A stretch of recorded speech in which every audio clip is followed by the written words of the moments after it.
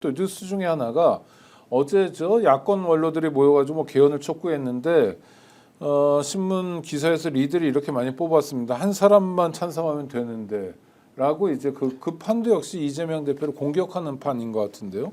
개헌 문제를 뭐 여야 가릴 것 없이 계속 많은 사람들이 이야기하고 있습니다. 심지어 내란을 일으켰던 윤석열도 그런데요. 어떻게 봐야 됩니까? 뭐 제가 볼 땐 개헌을 주장하는 부분들은 내란의 프레임을 개헌 프레임으로 전환시키려고 하는 내용들이라는 생각이 들고요. 그리고 제가 볼 때는 개헌이 그냥 예를 들면 자기들끼리 꿍짝꿍짝 앉아가지고, 그러니까 예를 정치 지도자 4명이 앉아가지고 자 우리 개헌합시다. 이미 다 나와 있잖아요. 해서 개헌할 수 있는 거라면 옛날에 개헌을 했겠죠. 개헌은 민심을 반영하는 겁니다. 그래서 민심이 동의하지 않기 때문에 계속 개헌을 못했던 거예요. 요번에 또 여론조사 했습니다. 리서치 분과에서 여론조사를 했습니다. 네. 반대가 60%가 넘어요. 무슨 개헌이냐라고. 이거는 보수, 중도, 진보 모두 마찬가지입니다.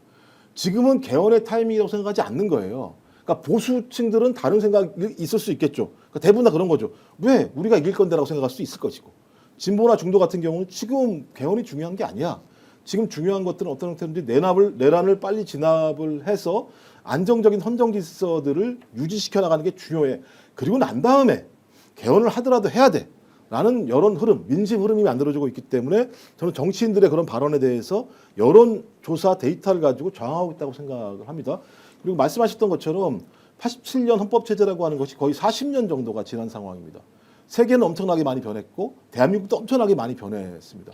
이 변화된 상황에 대해서 국민들이 충분히 인지하고 충분히 토론하고 무엇이 변해야 되는지에 대한 합의를 가지고 만들어냈을 때 그 헌법체제는 오래갈 수 있다는 생각이 들거든요. 그러니까 80년 헌법이 그렇게 오래갈 수 있었던 이유 중에 하나는 87년 민주화 운동이라고 하는 국민의 압도적인 참여를 통해서 만들어낸 민주헌정 체제이기 때문에 저는 같다고 생각을 하거든요.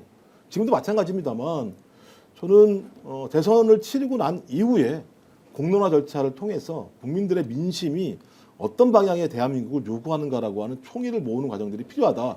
저는 그 이전에 개헌 논의가 벌어지게 된다면 오히려 내부는 이걸 가지고 다시 또 이념 대결로 전환시켜 버릴 거예요. 개헌 논의가 아니라 좌우 대결로 쫙 벌어뜨려 놓을 겁니다. 그러면서 개헌에 반대하는 사람은 좌파인 것이냐, 예를 들면 공격을 할 거라는 생각이 들거든요. 저는 그래서 뭐 지금 저들이 노리는 건 이재명은 개헌을 반대하면서 엄청나게 5년 동안의 자기의 권력을 소위 누리면서 사법 리스크도 벗어나려고 하는 거야라고 하는 프레임을 씌우려고 하는 것 같은데요. 저는 제가 볼 때는 이미 작동하지 않고 있다. 왜냐하면 이런 데이터에서 등장하고 있기 때문에 그래서 이것도 제가 볼 때는 자기들이 활용할 수 있을지 모르겠습니다만 자기 지지층들을 위해서 활용할 수 있을 거다 이런 생각입니다. 오늘 아침 신문 보니까 성낙인이로 서울대 총장도 지냈던 법전 로스쿨 교수 출신인데요. 한국일보엔 칼럼 썼고 중앙일보하고는 인터뷰를 했는데 뭐라고 그랬냐면 2달만 있으면 개헌한다. 어떻게 생각해요? 2달만 있으면 개헌을 개헌 2달이면 충분하다. 이제 마음을 먹으면 할 수 있다는 거고. 네. 지금 뭐 아니 근데 국민들은 뭐예요? 그러면 뭐 우리는 그냥 구경만 하면 되나요? 그 우선순위라는 게 있는데 뭐 그런 주장할 수 있지 않겠습니까? 지금 개헌이라는 거 필요하다는 것은 한두 번 나온 이야기가 아니니까 네네. 어떤 방식으로 개헌할 것인지 강론에 들어가면 합의가 된 적이 한 번도 없었고 그래서 개헌 투표까지 이러지를 못했는데 개헌이 필요하다는 것은 동의를 하고 이재명 민주당 대표도 지금 개헌이 필요하다는 거 동의하지 않습니까? 다만 시기를 어떻게 할 것이냐, 누가 주도하고 어떤 내용으로 갈 것인지는 굉장히 복잡한 과정을 거쳐야 하는 것이고 그거는 뭐 대선 끝나고 나서 논의를 해도 될 것이고 대선 과정에서 아마 질문이 많이 나올 거예요. 그러면 이재명 민주당 대표가 제가 지금 말씀드린 그런 내용들로 대답을 하지 않겠습니까?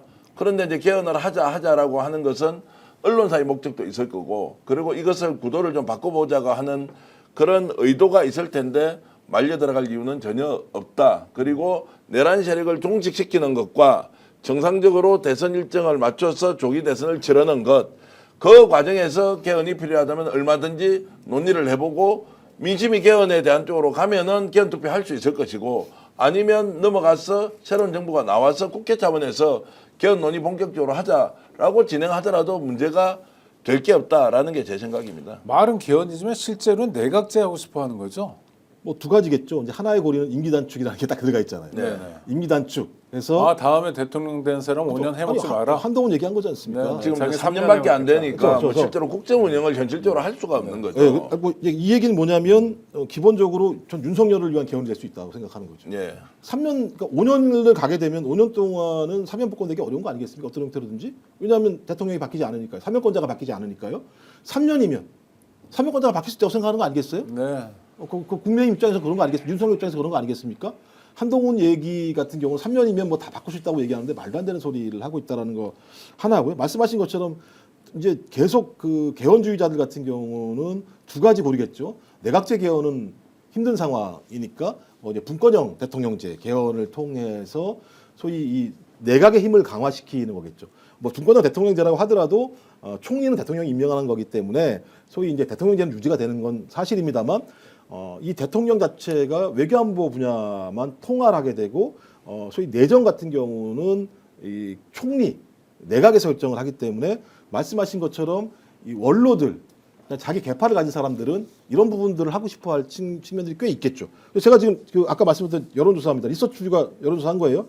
임기 단축, 그러니까 3년 단축하고 대통령 임기를 단축하는 개헌을 하는 방안에 대해서 보수 53.3% 반대, 진보 67.3% 반대, 중도 62.71%가 반대해서 전체 국민의 60%가 반대를 하고 있는 상황이에요.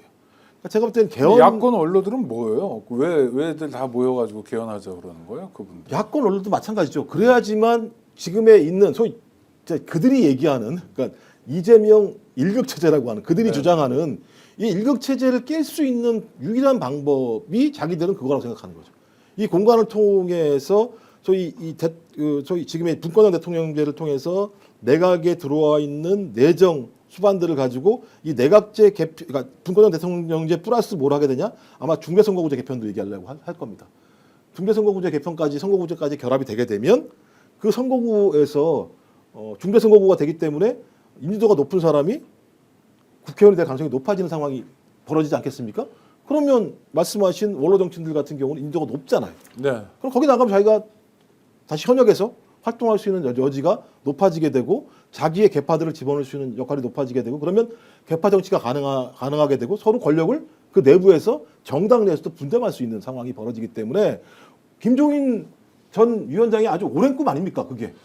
그러면 윤석열도 정당을 창당해가지고 국회의원 50명쯤은 데리고 있을 수 중대선거구제로 가면 가능할 수 있죠. 자, 뭐 이제 그런 부분까지 이제 강론으로 가면 논의가 될 수 있는데 저는 지금 이제 야권 원로 정치인들이 개헌을 하자고 하는 그 이면을 좀 읽어봐야 한다고 봅니다. 개헌의 필요성 있는 것은 이상론적으로 당연한데 현실적으로 지금 이것이 가능하냐 하는 질문 던지면 금방 답이 나올 수 있는 겁니다.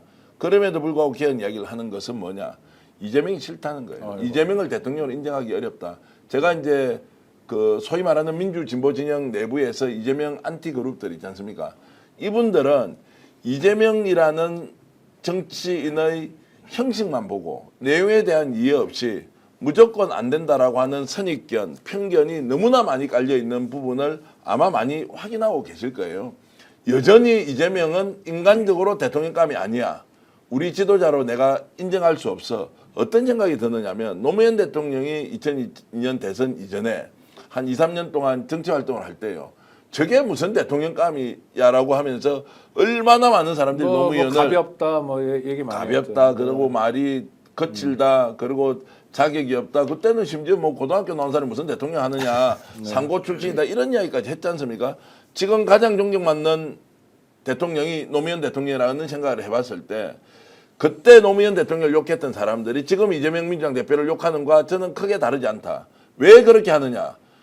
자, 현실적으로 개헌은 지금 바로 할 수 없어. 뻔히 알아. 그런데 이재명이 하는 건 싫어. 그러니까 이재명도 3년만 해먹어. 그리고 개헌이라도 해. 그러고 나서 대한민국 더 좋아지는 거 아니냐라고 하는 것은 냉정하게 이야기하면 개헌 때문에 그러는 것이냐. 아니면 이재명이 싫어서 그러는 것이냐. 여기에 대해서 우리가 솔직하게 이야기한다면 이재명이 싫은 것이 더 크게 차지할 수도 있다라는 생각이 드는 그러니까 겁니다. 일종의 그분들이 주류 정치인들일 텐데 주류 정치인들이 이재명이라는 사람 사실은 지금 보면 진보적 유권자들은 물론이고 중도 또 심지어 보수까지도 상당한 지지를 얻는 유력한 정치인을 정치가 직업인 사람들이 싫어요. 왜 그런 거예요? 그러니까 제 경험담인데요. 네. 2022년 4월과 5월, 그러니까 3월과 5월이겠죠. 그러니까 대선이 있기 전과 있기 후 네. 이들의 일관된 얘기는 뭐냐면 아예 윤석열이 나 이재명보다. 민주당 사람들이요? 그렇죠. 우와, 실명 공개 안 민주당 됐어요. 성향의 사람들 중에서도 그런 얘기 한 사람이 있었다는 거죠. 그렇죠. 아니 민주당 사람이었었죠. 어, 사람들이었죠. 뭐 국회의원 이런 대체적으로 이런 사람들. 대체적으로 와. 이낙연계 사람들입니다. 우와. 네. 이낙연 사람들이었고 그리고 그 중에 일부는 탈당을 해서 네. 윤석열 선거를 도와주기도 했었던 상황들이 분명히 있었기 때문에 그러니까 제가 볼 때 이거는 어떤 예를 들면 대통령의 어떤 능력에 대한 판단이라기보다는 그냥 제가 볼 때 경멸이에요. 이재명 개인에 대한 경멸. 그래서 이재명만 안 되면 뭐든지 상관없어라고 하는 생각들을 뭐 가지고 있는. 경기고등학교 이런 데 안 나왔다고요? 아니 뭐 그런 측면이라기보다는요. 매우 좀 인간적인 뭐랄까요 멸시라고 봐야 될까요? 가난한 집 출신이라고요? 아니죠. 이제 뭐 이거 복잡합니다. 이게 어. 여기서 말씀드리기는 애매한 측면들이 있는데. 제가 그냥 솔직하게 좀 이야기하면 저 사람 원래 천출 아니야? 학교 제대로 나왔어? 금융고시 출신 아니야? 말하는 거 보니까 안 되겠대. 사실은 뭐 형사형사라고. 국조리야 뭐 이런 거? 아니 뭐 이제 그런 거부터 해가지고 모든 게 평소에 하는 행동 보면 저 사람 눈빛 봐. 저 그대로 놔두겠어. 다 사람 보복하고 다 죽일 거야. 라고 하는 방식이 있지 않습니까? 그러니까 이 사람의 스타일과 과거에 살아왔던 경력과 이력을 가지고 우리가 평가하기 시작하면 이걸 가지고 우리가 뭐라고 합니까? 인종주의자들 그렇죠. 이렇게 하지 않습니까? 소수자들 다양성으로 인정하지 않고 이 사람 원래 자격이 없는 거야. 그러면 너 왜 경상도 태어났고 왜 전라도 태어났고 충청도 태어났냐고. 지가 골랐나요? 뭐. 그러니까요. 이제 그렇게 해서 몰고 가는 기득권 구조 인식은 보수에만 있는 것이 아니라 진보 진영에도 있다. 소위 말하는 엘리트주의자들. 뭐 엘리트주의 해봐야 그게 뭐 대단한 거예요. 엘리트들 다 나와가지고 나라 이렇게 말아먹고 있는 거 뻔히 보는데도 여전히 자신은 엘리트주의자 선민의식을 가지고 있으면서 특정 후보에 대해서 표매를 한다거나 이렇게 하는 방식들 이제 통하지도 않아요. 그리고 그런 것들이 우리 사회에서 사람을 평가하는 기준도 이제 아니에요. 아이가 어느 학교를 다니는지 어떤 직업을 가지고 이제 묻지도 따지지도 않아요. 왜냐면 그게 중요한 일이 아니라는 거예요. 요새 그 댁내 아이 뭐 하고 지내냐고 학교 어디 갔냐고 물어보면 결례해요. 그렇지 않나요? 그러니까 이제 그런 그럼에도 분위기가 불구하고 됐죠. 지금 이미 기득권 구조에서 맛을 본 자들은 이재명에 대해서 이 사람이 어떤 정책으로 국가 발전 전략을 가지고 있는지를 따지기 전에 이 사람이 원래 안 될 것이라고 하는 일종의 낙인 찍기로 평가하고 있는 이것들이 저는 개헌 구도와 무관하지 않다고 저는 보는 게 개헌은 드러내놓기 좋은 이슈인데 굳이 지금 개헌을 지금 이 마당에 윤석열이 탄핵도 안 됐는데 개헌을 꺼내야 됩니까? 대선 과정에서 개헌이 얼마나 중요하길래 윤석열이 망쳐놓은 나라를 어떻게 세울 것인지가 더 중요합니까? 일사불란하게 국가 정당이 움직이면서 나라를 제대로 세워가자라고 하는 리더십이 필요하냐? 아니면 개헌해서 권력을 분산하자? 이게 지금 우선적으로 더 필요하냐? 맞아요. 그 야권 언론한 사람들이 그렇게 많이 모여서 윤석열 정권을 어떻게 극복할 건가에 대해서 그렇게 모인 적이 없었어요, 이 사람들이. 그렇죠? 지금까지 뭐 어. 소위 이제 그 내란 그런데- 과정에서 한 행동이 없었죠. 그러니까 실제로는. 그런데 개헌하자고 모여가지고 이재명 한 사람만 찬성하면 개헌 되겠네라고 얘기하는 건 이제 이재명을 고립시키려고 하는 건데 네. 이제 문제는 자기들이 고립됐다고 하는 걸 모르는 거죠. 그러니까 제가 우물 안에 있는 거라 생각이 드는데 일단 기본적으로 제가 볼 때는 대한민국이 일반적으로는 소수의 사람들에 의해서 오히려 다수를 차별하고 혐오하는 건 분명히 구조적으로 남아 있습니다. 남아 있다는 생각이 드는데 아까 말씀드린 제가 생각해보면 이재명 당대표에 대해서 부정적인 이유는 딱 두 가지인 것 같아요. 아까 말씀하셨던 반도덕적이다라고 하는 자기 주장. 두 번째가 뭐냐면 저 사람 범죄인이야. 이 두 가지 대장동 문제입니다. 주로 이 문제 같은 경우는 대장동 핑계가 된 거겠죠. 사실은 뭐 확인도 안 되고 아니, 자기들은 돈 그게- 모은 것도 없는데. 자기들 이렇게 믿는 거예요. 아. 뭐 보수층들처럼 그러니까 말씀하신 형수 뭐 이런 욕설 이런 얘기하면서 내용 맥락을 따지는 게 아니라 저 사람은 도덕적이지 않아? 저 사람은 범죄인이야? 내가 어떻게 범죄인을 찍어? 내가 어떻게 도덕적이지 않은 사람을 찍어라고 계속 비판을 하면서 더 도덕적이지 않고 더 범죄 혐의가 엄청난 윤석열은 용인할 수 있는 구조를 만들어내는 거죠. 그걸 통해서 자기들의 공간을 확보할 수 있다고 생각한 거예요. 이후에, 그러니까 소위 이재명 후보가 대선에서 지고 난 이후에 공간을 확보할 수 있다고 봤는데 말씀하셨던 것처럼 민주당과 민주당을 지지하는 사람들의 생각의 수준을 너무 낮게 본 거죠. 그 사람들이. 제가 두 가지 부류를 나눠놓고 비판을 슬슬 좀 마무리를 하자면, 네. 하면은 지금 이제 개헌을 주장하고 있는 뭐 소위 말하는 원로 정치인들 야당 성향의 원로 정치인들요.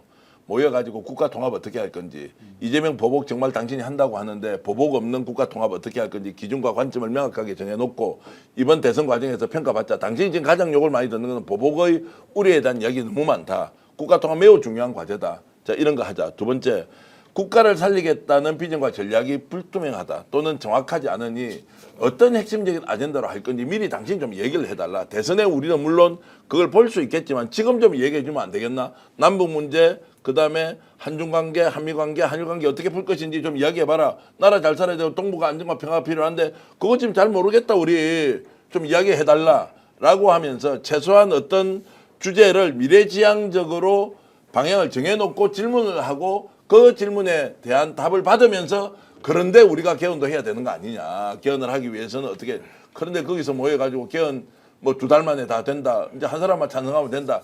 이런 식으로 계산하면서 할 이유 없다. 두 번째, 비명 후보들이 지금 나와서 이제 전쟁을 하거나 경쟁을 할 거 아니에요.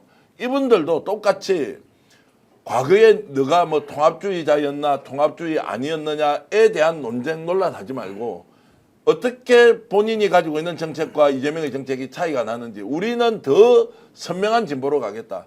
더 선명한 정책으로 가겠다. 선명한 나라를 만들겠다라는 걸 가지고 논쟁을 좀 해주면 좋겠는데 아직은 그런 후보가 보이지 않고 이재명 어떻게 하면 유죄 판결 받아서 대선 후보 안 되면 내가 거기에 설 끼어볼까 말까 이렇게 하고 있으면 당신과 민심을 어떻게 얻느냐고요. 그러니까요. 네. 국민들과 동떨어진 정치인들이 꽤 많습니다. 어떤 사람들에게 필요한 건 심판일 거고요. 어떤 사람들에게 필요한 건 그야말로 진짜 백이 은퇴인 것 같습니다. 원로가 원로다워야죠. 오늘 긴급편성 방송 마무리하려고 하는데 마무리 시간은 우리 전계환 대표에게 드리도록 하겠습니다. 광고 좀 진행해 주시죠. 자, 믿을 수 있다. 더 착한 법 여러분 보고 계신데요. 1644-1236 해주시면 여러분들이 보험과 관련된 모든 무료 상담 진행해주고 있다는 거 제가 광고로 말씀을 드리고요. 그리고 두 번째는 이걸 띄워주실 수 있는지 모르겠는데 안티에이징 눈썹 미용 특별 할인 30만 원인데 15만 원. 김용 박사님, 제가 이번에 저기에요. 한번 해보려고 합니다. 제가 다음 주에는 제 눈썹이 좀 바뀌어 있을 텐데요. 네. 테스트를 하면서 30만 원인데 15만 원으로 선착순 20명에게 전 했습니다. 했어요? 아, 그래요? 이걸 좀 비춰주면 좋겠는데 지금 내 얼굴을 비춰줄 게 아니라 안티에이징 이쪽으로 우리 그 대표님 얼굴이 나오도록 오창희 국장님 얼굴이 나오도록 해서 안티에이징 서울 강서점에 눈썹 미용 특별 할인 하는데요. 선착순 20명 20만 원인데 완전 A급 전문가가 하고 있다. 010-9308-2503으로 전화하시면 친절하게 상담해 드린다는 말씀 드리겠습니다. 네, 다른 채널에서 이재명 대표 방송한다고 많이 건너가고 계신데 잘 보시고요. 그렇죠. 어떤 사람인지 그리고 어떤 비전이 있는지 또 지금의 위기를 어떻게 극복하는지 잘 챙겨보시기 바랍니다. 구독자 여러분 함께해 주셔서 감사하고 뭐 하실 말씀 있으세요? 매불쇼라고 이야기를 해드리죠. 오늘 녹화했던 게 이제 네, 이재명 민주당 대표 2시부터 나오니까 매불쇼. 아마 네. 한 50만 명 동접이 되지 않겠나라고 생각을 하는데 한번 네, 보시죠. 약간 부러운 마음으로 말씀하고 계신데요. 그렇게 되길 바랍니다. 알겠습니다. 하여튼 구독자 여러분 늘 함께해 주셔서 감사하고요. 구독, 좋아요로 성원해 주시기 바랍니다. 다음에 또 뵙도록 하겠습니다. 두 분 고생하셨습니다. 감사합니다. 고맙습니다.